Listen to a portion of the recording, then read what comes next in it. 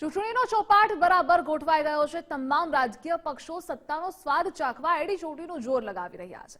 ત્યારે અમદાવાદના વસ્ત્રાપુર વિસ્તારમાં રહેતા રાજસ્થાની સમાજના મતદારોનો મતદાન પહેલા કેવો મિજાજ છે તે પણ જાણીએ।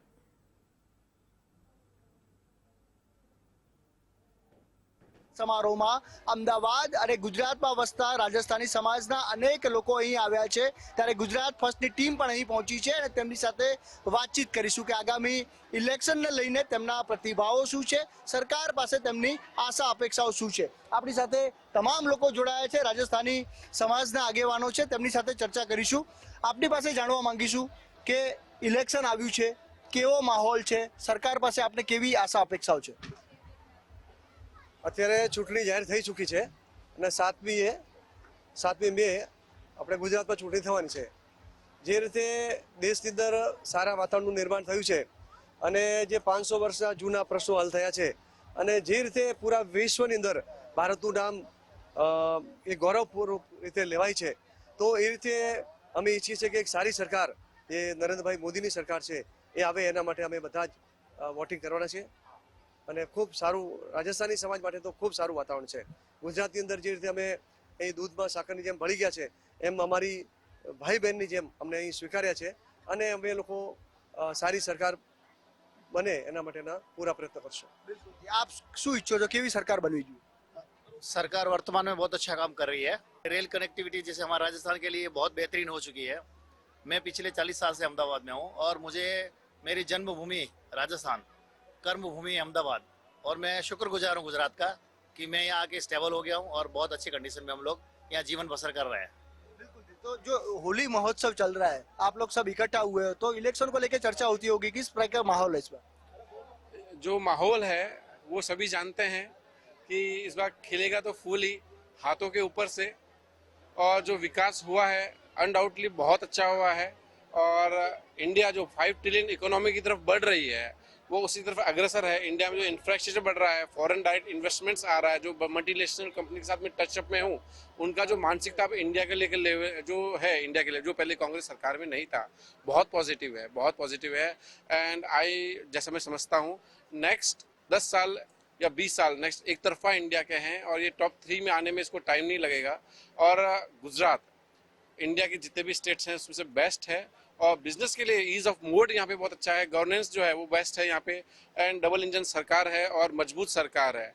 और जो बड़ी जो इंटरनेशनल कंपनियां होती है वो यही अपेक्षा करती है कि 15 साल किसी सरकार रहेगी, तो इसलिए अभी गुजरात एक तरफा होने वाला है। और मेरा तो बेसिकली जोधपुर राजस्थान से बिलोंग करता हूँ, लास्ट 1 साल से मैं, हाँ यस, और मैं अभी गुजरात आया हूँ, मुझे 1 साल हुआ है। अहमदाबाद में नरेंद्र भाई का बहुत सपोर्ट रहा है मुझे, बट जो मुझे ऐसा लग रहा है मैं लेट आया हूँ अहमदाबाद। ગુજરાત બિલકુલ તો જે રીતે વિકાસની વાતો થઈ રહી છે, આપ શું માનો છો, ઇલેક્શનનો માહોલ છે, કેવી સરકાર? સારામાં સારી સરકાર છે ગુજરાતમાં અને દિલ્હીમાં બી સારામાં સારી સરકાર છે અને ડબલ એન્જિનની સરકાર છે અને બહુ સારો ગુજરાત, તો એમ સમજો કે આખા ઇન્ડિયામાં સારામાં સારો ગ્રોથ ગુજરાત આપે છે। તો જે રીતે અહીં વાતો થઈ રહી છે લોકો સાથે, આપને હું પૂછવા માંગીશ કે 500 વર્ષ જૂનો અયોધ્યાનો જે મુદ્દો હતો તે સોલ્વ થયો છે, કઈ રીતે જુઓ છો? हिंदुत्व के लिए तो बहुत अच्छा है। पहले इतने सरकारें आ चुकी है, कुछ हो नहीं पाया। मोदी जी की सरकार ने बहुत अच्छा काम किया है, हिंदुत्व जगह है और जगना चाहिए। 370 જે કલમ રદ થઈ, કેટલી મોટું અચીવમેન્ટ તમે માનો છો, એને કઈ રીતે જુઓ છો? બહુ સરસ જોઈએ છે। 370 दूसरा कोई सरकार आज સુધી नहीं मतलब क्या है कि उन्होंने लगाई थी, मतलब हटाई थी, और अभी मतलब मोदी जी ने ये 370 हटा के मतलब क्या है कि देश के लिए बहुत मतलब अच्छा काम किया है।